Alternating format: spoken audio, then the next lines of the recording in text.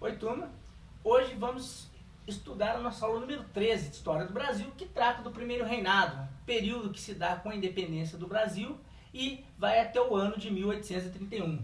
O processo de independência, né? Como que se deu? A independência foi feita pela elite latifundiária, né? Pela aristocracia, no caso, os comerciantes e a aristocracia rural do Brasil. Não tivemos mudanças, ou seja, não alterou muito as estruturas, né? Continuou aquela, né, uma aristocracia a usufruir dos privilégios, né? E também a sociedade não alterada, né? Não ocorreu mudanças, duas classes, a aristocracia e os escravos. Outro ponto importante, dependência econômica com a Inglaterra, ou seja, também mantém-se o que vinha desde quando era colônia, o Brasil era colônia de Portugal, a dependência econômica para com a Inglaterra. Os partidos políticos, né? Então a gente vai ter dois partidos políticos, conservadores, que vai se perdurar durante todo o período, né, do Império. Vai ter conservadores e os liberais. Os conservadores, nesse primeiro reinado, representados por José Bonifácio, patriarca da independência, que defendia o unitarismo e centralização política, ou seja, tudo na mão o poder na mão do imperador. E os liberais, né, representados por Gonçalves Ledo, e que defendiam, né, uma opção contrária, federalismo e maior autonomia para as províncias, né, uma descentralização do poder em prol das províncias. A Constituição, né, então como que se deu a Constituição, a formação da Constituição nesse período, né? Então a gente vai ter primeiro, na votação, formou-se a Assembleia Constituinte, né, os deputados, no caso, vão votar para sair a Constituição, vai ocorrer a chamada Noite da Agonia, né, que não vai ter o resultado esperado. Né, Dom Pedro verifica que há uma tentativa de diminuição de seus poderes na nova Constituição, na primeira Constituição no caso, e vai dissolver a Assembleia, né? Então ocorre a dissolução da Assembleia Constituinte, gerando a chamada Confederação do Equador.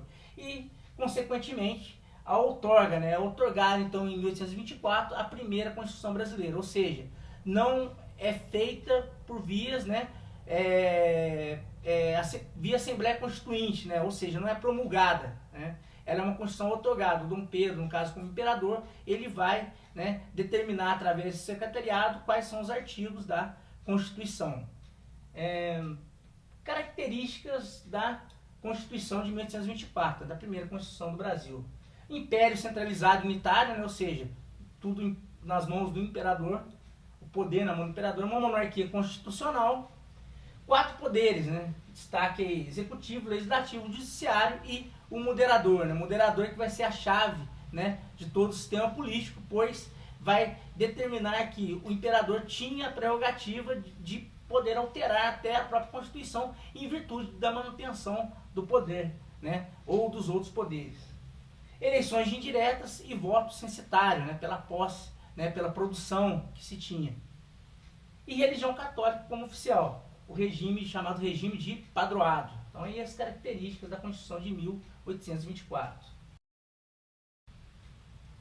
A política externa, como foi a política externa nesse período pós-independência, né? Então o primeiro país, né, a primeira nação a reconhecer a independência foi os Estados Unidos, né, através da doutrina Monroe no ano de 1824, que determinava a América para os americanos. Em 1825, né, o Brasil faz um tratado com Portugal para também que ocorra o reconhecimento da independência. E Portugal vai reconhecer através do pagamento de uma indenização, né, conseguida através do empréstimo com a Inglaterra, né? Ou seja, o Brasil faz um empréstimo com a Inglaterra para poder pagar uma indenização a Portugal, fins reconhecer a nossa independência. E a guerra na região cisplatina, né, resultando na independência do Uruguai. Região cisplatina que no momento da independência ainda era colônia, e no processo de disputa entre Brasil, Argentina e Paraguai, e depois com a intervenção da Inglaterra, né, vai gerar a independência da chamada República Oriental do Uruguai. E por fim, aqui nesse último momento da política externa, Dom Pedro I vai envolver-se em assuntos de sucessão dinástica em Portugal, né? Vai reclamar, vai voltar a Portugal para reclamar o trono em favor de sua filha. E aí ocorre a chamada abdicação, né, 7 de abril de 1831. Né, Dom Pedro vai, então, uma sucessão de fatos que vai determinar que Dom Pedro deixe o trono. Primeiramente, né, impopularidade e isolamento político, né, em virtude do estilo de governo que ele adotava. Tendência autoritária, né, extremamente absolutista. O assassinato do jornalista Líbero Badaró, né, que era um jornalista de oposição. Então, através do assassinato do jornalista Líbero Badaró, vai ocorrer uma forte, né, comoção, né, principalmente da imprensa, né, colocando uma pressão para a saída do Dom Pedro. O conflito, né, entre brasileiros e portugueses, as chamadas Noites das Garrafadas, né, brasileiros que apoiavam, que queriam a saída de Dom Pedro, e os portugueses que apoiavam, né, que Dom Pedro ficasse no Brasil. Então esse conflito aí, a Noite das Garrafadas. A demissão do Ministério Liberal e nomeação do Gabinete dos Marqueses, né, também dando apoio aos portugueses. Perda do apoio militar. E devido a todo esse contexto, ao isolamento político, Dom Pedro I abdica o trono em favor de seu filho, Dom Pedro de Alcântara, com 5 anos, deixando como tutor José Bonifácio. Bem, com isso finalizamos a nossa aula número 13, que trata do primeiro reinado aqui no Brasil.